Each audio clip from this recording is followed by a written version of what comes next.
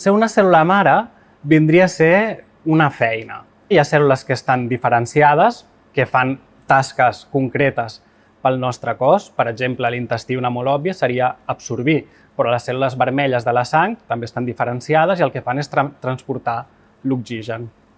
Les cèl·lules mare són l'origen de totes aquestes cèl·lules diferenciades. Són un grup de cèl·lules que la seva feina, la seva tasca, és dividir-se, tenir cèl·lules filles, que algunes d'elles acabaran diferenciant-se, és a dir, fer feines concretes, absorbir, transportar oxigen, i al mateix temps s'autoregeneren a elles mateixes. O sigui, algunes d'aquestes altres filles acabaran sent cèl·lules mare.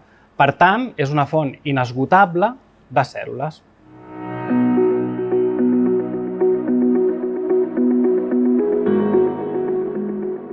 Durant molts anys, la comunitat científica hem entès els teixits de manera jeràrquica. Igual que en moltes societats, en l'antiguitat i encara ara, hi ha una persona que està a l'àpex d'aquesta jerarquia i tot d'altres persones que fan les tasques, les feines específiques d'aquesta societat. En el cas dels teixits, dels nostres òrgans, funciona de manera similar. Tindríem les cèl·lules mare a l'àpex d'aquesta jerarquia que produeixen tots els altres tipus cel·lulars que fan les feines de cada òrgan. Què és la plasticitat? Doncs la capacitat de canviar aquesta feina. Per exemple, ara sabem que si les cèl·lules mare desapareixen, altres cèl·lules que estaven per sota de la jerarquia, que estaven diferenciades, que feien una altra feina, poden canviar de feina i convertir-se en cèl·lula mare. Igual que passaria en una societat. Si el cap d'estat cau, el més comú és que la societat no col·lapsi, sinó que una altra persona adopti el rol de cap d'estat, que és una cosa que s'ha observat recentment i que pensàvem que no existia.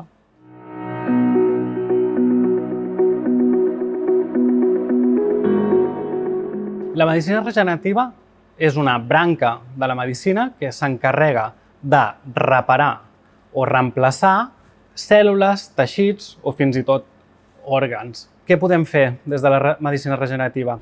Una aplicació molt òbvia seria generar cèl·lules, teixits que podem directament transplantar en un pacient.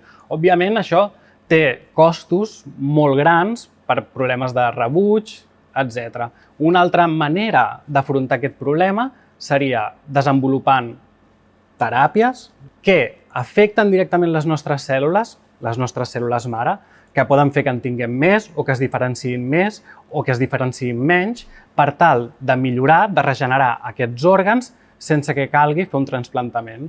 Per tant, no necessàriament ens cal fer trasplantaments, sinó que podem reeducar les cèl·lules mare que ja tenim al nostre cos i que potser, ja sigui per l'envelliment o perquè han passat un tractament de càncer, doncs no estan acabant de funcionar com haurien de funcionar.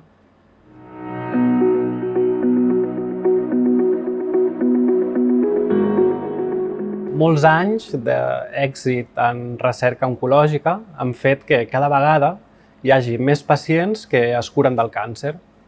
Això és una notícia excel·lent, però també amaga una trista realitat, i és que molts d'aquests pacients que han sobreviscut a un càncer acaben patint efectes secundaris dels tractaments contra el càncer, que són molt agressius, que els acompanyen durant la resta de la seva vida. En el nostre laboratori el que intentem fer és desenvolupar teràpies per a aquestes persones que han sobreviscut al càncer, amb l'objectiu de millorar la seva qualitat de vida.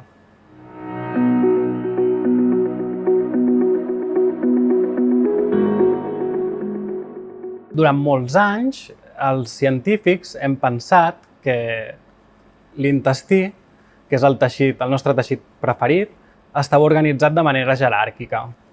El que nosaltres hem observat, i altres investigadors també, és que quan aquests pacients són tractats amb radioteràpia, aquestes cèl·lules mare es moren, però l'intestí no col·lapsa, sinó que aquestes cèl·lules que ja estaven diferenciades, que absorbien, que produïen mucositats, es poden dediferenciar i convertir-se de nou en cèl·lules mare.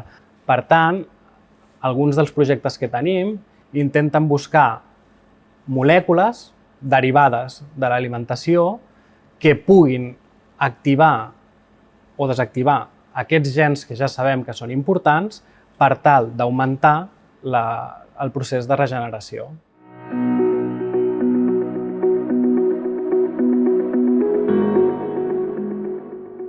Sempre m'ha agradat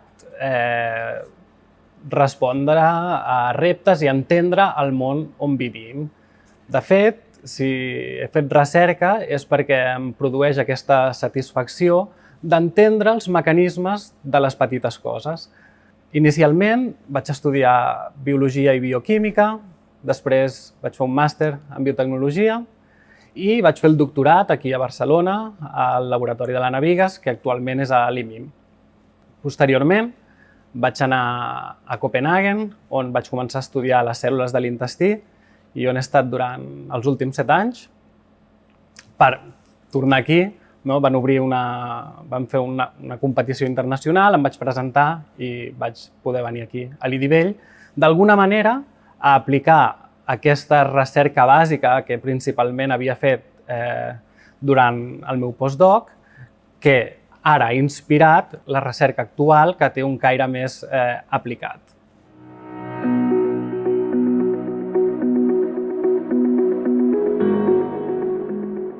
El compromís i l'obstinació del nostre laboratori, de tot l'equip, és aconseguir algun dia desenvolupar teràpies per a les persones que sobreviuen al càncer, poc invasives, basades en complements nutricionals o dietes en particular.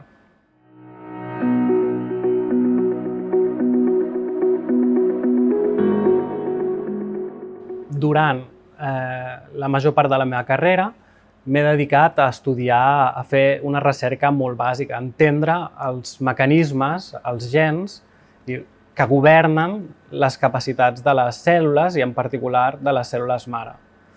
Tots aquests treballs, i sobretot els que vaig fer a Copenhaguen, m'han inspirat per desenvolupar unes línies de recerca més enfocades a modificar, a canviar, a reeducar les cèl·lules mare. Poder treballar a l'IDIVELL ha sigut indispensable, instrumental, per poder executar aquest tipus de recerques. Aquí, a l'IDIVELL, el fet d'estar en un ambient hospitalari ens fa que puguem ser molt més al costat dels metges, que al final són els que estan al dia a dia amb els pacients. I així doncs, que tinguem més informació de primera mà de quines són les seves necessitats i com nosaltres podem treballar per resoldre aquests problemes.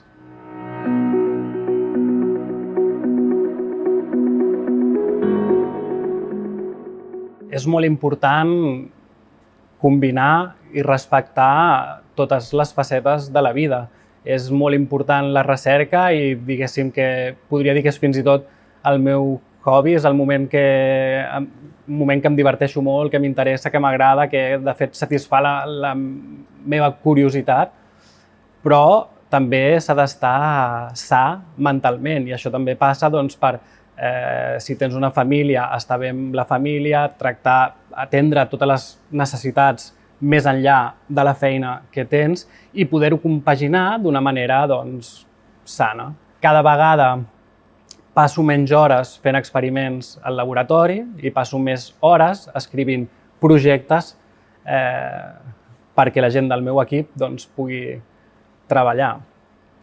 Quan marxo d'aquí, i sobretot al vespre, quan els meus fills ja estan dormint, moltes vegades me'n vaig a donar una volta i, de fet, és un dels moments més creatius del dia. No estic fent res directament relacionat amb la recerca, no estic fent experiments físicament, però ja he estat amb els fills, he estat a casa, estan dormint, i aquestes passejades em fan pensar en diferents conceptes de manera una mica més desordenada i abstracta que m'acaben donant idees per l'endemà, pel projecte que estava escrivint, pel futur també del laboratori. Així que crec que tot s'ha de poder compaginar i tot és important perquè funcioni.